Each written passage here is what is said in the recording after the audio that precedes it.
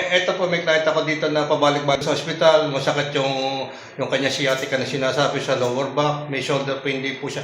Tinerapi ko na po siya na pagsasabi ko nag-resulta. Oh, masaya na ako, tingnan nyo. Sumasayaw na ako ngayon. Dati hindi ako nakakasayaw eh.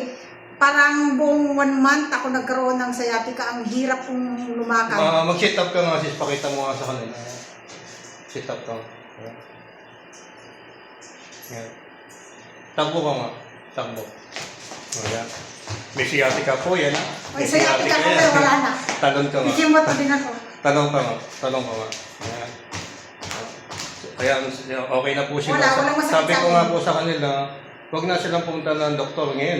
Sciatica, tumatalon na, nagsisit up na, nagtumatakbo na.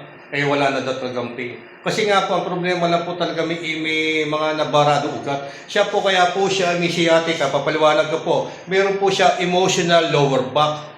Ang nangyayari, nagbara yung ugat, nagkaroon ng pananakit na siya ng lower back at nagka-sciatica. Pag may sciatica po, mostly po ang problema L4, L5 sa lower back po yan. Kasi po yung L4, L5 nakakonekta sa sciatica. Pag wala pong lower back, wala po sciatica. Okay po ba? O ano sis, may recommend ba ako isang professional na manghihilot din sa dieta? 100% si Kuya effective talaga as in. Ngayon talaga relieved na ako sa pain. O, di ba? The best si Kuya. O, di ba ano sabi ko sa iyo? Pupunta pa ng ospital. Hindi na. Di ba pinamapunta ka Vitamins na lang. Vitamins na lang, di ba? Tama o mali. Tama. O, sige po.